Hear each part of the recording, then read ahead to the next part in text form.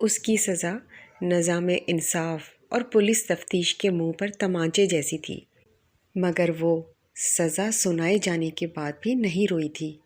البتہ جب اسے جیل میں بھی بد چلن اور چالو لڑکی کے نام سے پکارا جانے لگا تو وہ روئی تھی، اور اس قدر زیادہ روئی تھی کہ آنکھیں ہر وقت لال رہتی تھیں، مگر رونے کی وجہ سے آنکھوں میں اتر آنے والی سرخی کو بھی اس کی ہوس کی انتہا قرار دیا جاتا تھا۔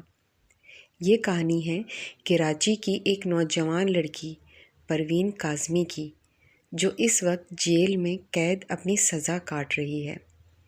پروین کاظمی کا تعلق ایک مہاجر خاندان سے تھا، جس میں پروین کے سوا اس کی 5 بہنیں اور ایک بھائی ادریس تنویر بھی تھا۔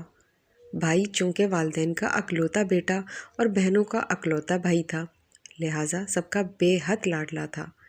اسی لاڈ پیار نے اسے بگاڑ دیا تھا۔ اس نے بری صحبت میں اٹھنا بیٹھنا شروع کیا اور برے کام کرنے لگا۔ والدین کو اس کی شکایات اکثر ملتی رہتی، مگر وہ نظر انداز کر دیتے یا پھر کہہ دیتے کہ جوان خون ہے، چھوٹی موٹی غلطی تو ہو ہی جاتی ہے۔ والدین کی اس شے سے اسے اس قدر بگاڑ دیا تھا کہ اب محلے کے بچوں سے لڑنے جھگڑنے لگا اور بزرگوں سے بدتمیزی کرنے لگا۔ سب محلے والوں نے مل کر اس کے والدین کو بتایا کہ اسے لگام ڈالی جائے، مگر اس کے والدین نے اب بھی کوئی خاص قدم نہ اٹھایا۔ چھوٹے موٹے لڑائی جھگڑوں پر چونکہ اسے کوئی خاص روک ٹوک نہ تھی، لہٰذا وہ آگے بڑھتا ہی گیا، اور ایک دن گلی میں کھڑا ہونے پر منع کرنے پر اس کی تلخ کلامی گلی ہی کے ایک نوجوان عطا سے ہوئی، اور اس کے پاس پڑے ہوئے لوہے کے راڈ مار مار کر عطا کو جان سے مار دیا۔ مگر اس کے والدین نے بجائے اسے قانونی طور پر سزا دلوانے کے اب بھی اسے بچانے کا فیصلہ کر لیا، اور مرنے والے پر الزام لگا دیا کہ اس کے ہماری بیٹی پروین کاظمی کے ساتھ ناجائز تعلقات تھے۔ وہ ہماری بیٹی سے ملنے کے لیے آیا ہوا تھا کہ ہم لوگ موقع پر پہنچ گئے، جس پر میری بیٹی نے اسے دھکا دے کر سائڈ پر کیا۔ دھکا لگنے کی وجہ سے عطا اپنا توازن برقرار نہ رکھ سکا اور دیوار سے ٹکرا کر نیچے گرا۔ اس کے بعد ہماری بیٹی نے ہمارے سامنے خود کو پارسا ثابت کرنے کے لیے اس کے سر میں ڈنڈوں کے وار کرنا شروع کر دیے، اور وہ جان سے مر گیا۔ پولیس نے آ کر پروین کاظمی کو گرفتار کر لیا۔